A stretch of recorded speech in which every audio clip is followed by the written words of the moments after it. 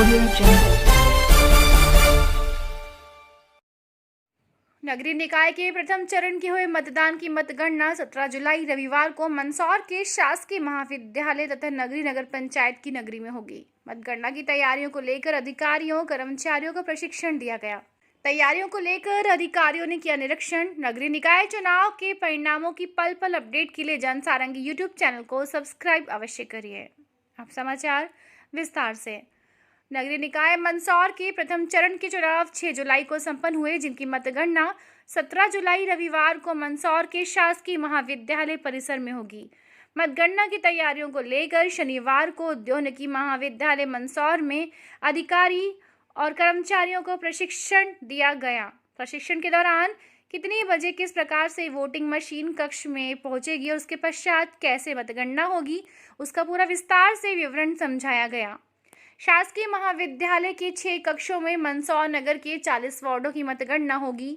मतदान केंद्र 1 से 32, वार्ड क्रमांक 1 से 7 तक की मतगणना, कक्ष क्रमांक 56, मतदान केंद्र 33 से 55, वार्ड 8 से 14 तक की मतगणना कक्ष में होगी।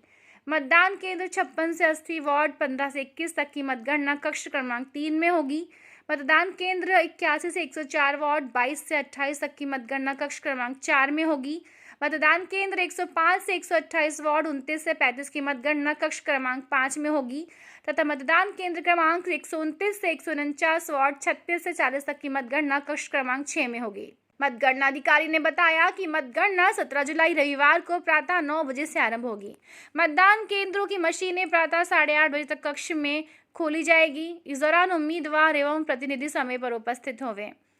मंदसौर जिले की नगरी नगर पंचायत चुनाव की मतगणना को लेकर रिटर्निंग अधिकारी ने किया निरीक्षण। रिटर्निंग अधिकारी संजय मालवीय ने बताया कि पार्षद पदों की मतगणना शासकीय उच्चतर माध्यमिक विद्यालय नगरी में रविवार को प्रातः 9 बजे से शुरू की जाएगी, जिसकी पूरी तैयारी कर ली गई है। निरीक्षण में सहायक रिटर्निंग अधिकारी राहुल डाबर, मुख्य नगर पालिका अधिकारी धर्मचंद जैन, तलोदा थाना प्रभारी संजीव सिंह परिहार साथ थे। जनसारंगी न्यूज के लिए शंभू सेन राठौड़ व राजकुमार जैन की रिपोर्ट। मतगणना की प्रोटोकॉल के तहत पूरी व्यवस्था पूरी कर ली गई है। यहाँ हमने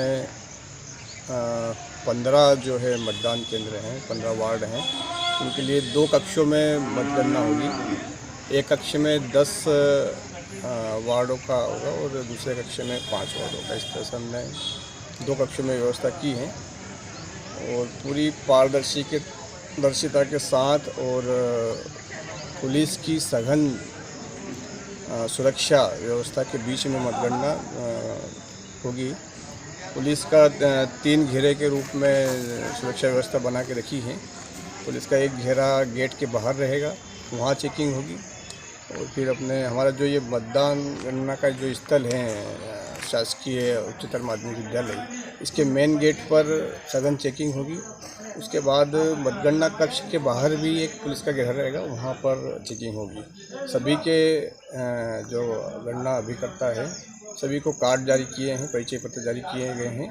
उनकी जांच करने के बाद केवल उन्हीं लोगों को प्रवेश दिया जाएगा। मंदसौर नगर पालिका के लिए 6 जुलाई को मतदान हुआ था और नगर परिषद के लिए 6 जुलाई को मतदान हुआ था। पहले चरण में नगरीय निकाय का जहां मतदान हुआ था, उन दोनों नगरीय निकायों की मतगणना 17 तारीख को होगी।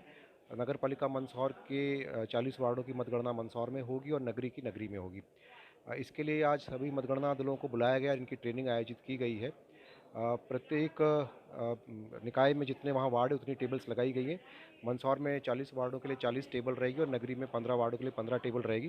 प्रत्येक टेबल पर 2 हमारे अधिकारी हैं जो मतगणना करेंगे। आप सभी को मालूम है कि मतदाताओं ने इलेक्ट्रॉनिक वोटिंग मशीन पे किया है, इसलिए मतगणना बड़ी सहज सरल है और इलेक्ट्रॉनिक वोटिंग मशीन मतों की गिनती होगी और उसके बाद रिजल्ट तैयार करके उसी समय हमारे रिटर्निंग ऑफिसर अर्थात मान्य कलेक्टर साहब परिणामों की घोषणा करेंगे और विजेता उम्मीदवारों को निर्वाचन का प्रमाण पत्र प्रदान करेंगे। और इसके बाद में परिणामों की घोषणा के बाद में इलेक्ट्रॉनिक वोटिंग मशीन में एक DMM करके एक छोटी सी मशीन है, उसको सील करने की कार्रवाई भी वहीं पर की जाएगी। मेरा सभी अभ्यर्थियों से अनुरोध है कि अपने अपने एक मतगणना के लिए एक गणना अभिकर्ता अपनी टेबल पर नियुक्त कर दें और यहाँ पर जो मतगणना कर्मी आएंगे उनको फोटोयुक्त परिचय पत्र की आवश्यकता होगी, तो इसका परिचय पत्र का काम तहसील में तैयार किया जा रहा है। उसका कल अंतिम दिन है, तो सभी अभ्यर्थियों से आग्रह है कि कृपया करके अपने गणना अभिकर्ता और अपने निर्वाचन अभिकर्ता का फोटो युक्त परिचय पत्र तैयार करवा लें, उसके बगैर प्रवेश नहीं दिया जाएगा मतगणना केंद्र पर।